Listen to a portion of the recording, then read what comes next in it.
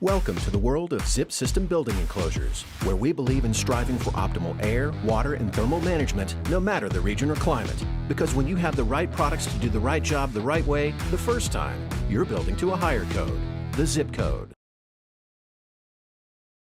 I'm Jake Bruton with Aarow Building, and today we're on one of our job sites in Lewisburg, Kansas, through our Kansas City office, and let's talk about why we bought a 40-foot shipping container. Let's do it now. Okay, so what we have here is a 40-foot shipping container that we have created, our space, our utility. You've seen lots of videos from me in the past where we talk about things like job site organization and tool storage and the ability to work on site. Let's discuss what we've done here. And this side's less important than the other half, but let's start over here. So for starters, this job site is in Lewisburg, Kansas. We are 30 minutes or more from our Kansas City office.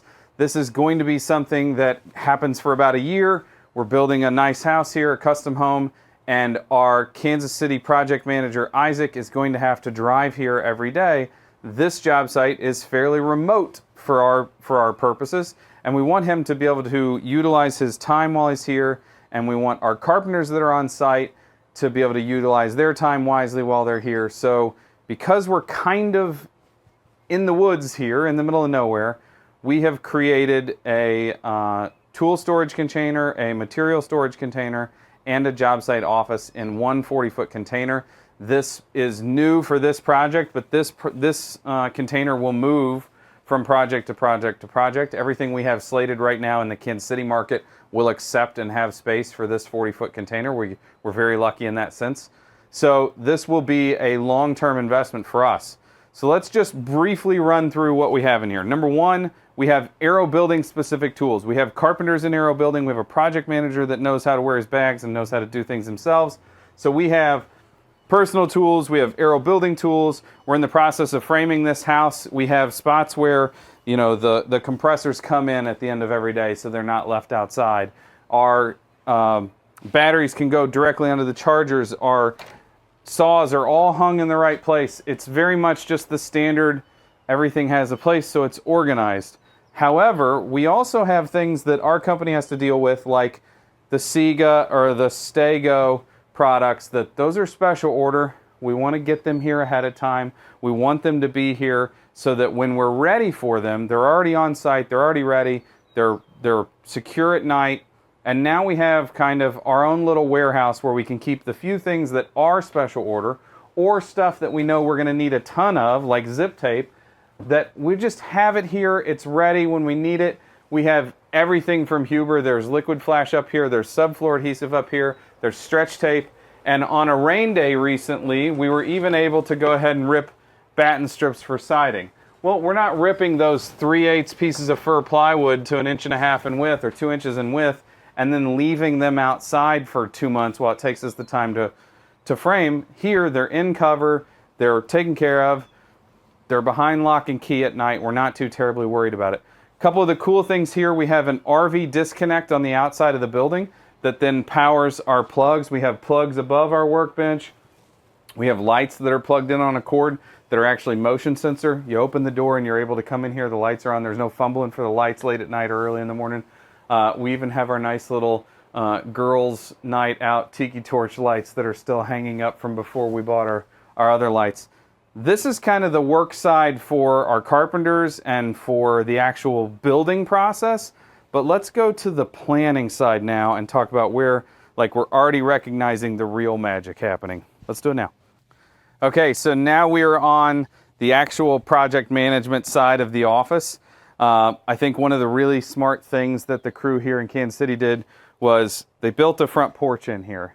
They have a pop-up tent that sometimes comes here at night so that it can sit here and dry. The doors are locked, but we have a space where you can have your chains or your stakes or straps and stuff like that. That's not necessarily the carpenter's tool, but we need it every day. And I'm going to say that this ends up being a spot that I probably sit and eat lunch at some point with the guys, where it's like, yeah, we're undercover and it's raining. Otherwise, we have all of the fixins of a, quote, real office that we would have say at our Columbia office where we have clients visit. We have a full plan table so we can lay out plans and leave them out full time where nothing else sits. We have an elevated desk. We have a sitting desk. You can see this thing is still so new to us that our project manager's been sitting on a bucket because he doesn't have his chair here yet because the office hasn't ordered him a chair yet. We have storage, we have whiteboards, we have shelving, but most importantly, and what the crew has already said to me, we have a conditioned space. So when it's crazy hot, like it was this week, we have air conditioning, we have a fridge for cold drinks, and we have the ability to have warm meals. So we have a microwave and a toaster oven. This is a team space. Overall, it's the project manager's space, but this becomes the team's space. And this becomes a place that, like our project manager, Isaac, was telling me, they're framing the portal walls on the garage, and they came in here for a morning meeting. They looked at all of it. They looked at the plans. They talked about all the details. They walked out there, they started nailing things together, and there were almost no questions about how the thing had to be put together because they had a spot to stand, look at the plans in conditioned air, and take a minute and get organized rather than holding the plans, the wind blowing or the rain, and going, well, we'll do this, this, and this. Okay, let's get going so that we can get inside or so that we can get done for the day. This is something that I think is very underrated in our industry. That small moment of comfort to have the conditioned air or the shade or whatever it may be, even if it's just a tent or a tent with a fan or taking a moment to sit in the pickup, that moment of this air, this space feels like I'm at home where I relax every night. I can take 2 seconds and relax, go through the plans, and guarantee you that when I go back out there to work, my productivity is better than if I had just stood in the beating sun and had problems. I know this sounds like a very simple, we have a space to store things that's inside and out of the rain and secure. And we have a space to be able to work that's conditioned and inside and secure. It makes a world of difference when you start asking carpenters to be more diligent than they've ever been on another project, to be more precise than they've ever been on another project, and to really try to care. The ability to come in here and get a cold bottle of water, think about what you're doing as the plumber, and then go back out there. It makes a world of difference in the finished project. And I think that's the takeaway from, this container, real numbers. It was 10 grand to buy the container. It was $500 to have it shipped 30 miles and dropped off by a semi. It'll be $500 next time we go to move it. That cost goes to the clients because this is the office for their project. The build out in this, we have less than 5 grand in build out in this thing.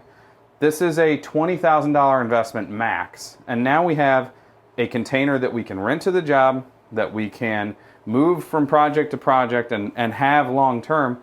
And it made every aspect of the job just a little bit easier, a little more organized, a little more thoughtful and deliberate. And that's all we're trying to do. We're trying to build the best performing home that we possibly can build that has really high levels of energy efficiency and durability and is beautiful. And anything we can do to make it easier for our team members to be able to do that, we're going to try to do that. So don't look at this as, look at the dang investment and the time that they have in this. Look at this as, boy, they're thinking long term and they're really trying to make success the number one aspect of what they're doing. And this is one of those little keys that just leads to higher level of success across the board. I'm Jake Bruton. Don't forget to follow me on Instagram. Don't forget to check out the Unbuild It podcast. That's Steve Basic, Peter Yost, and myself. And don't forget to sign up for the newsletter. There are tons of great videos coming out every week, and that newsletter is your little cheat code to just go, okay, these are the 3 that I'm going to watch today, and I'll watch these tomorrow. You get that list, that email. It will remind you to go and take a look because the other contributors on the Build Show Network are amazing, and they are putting out stuff that I'm super proud that they let me be part of their team. So till next time, have a good day.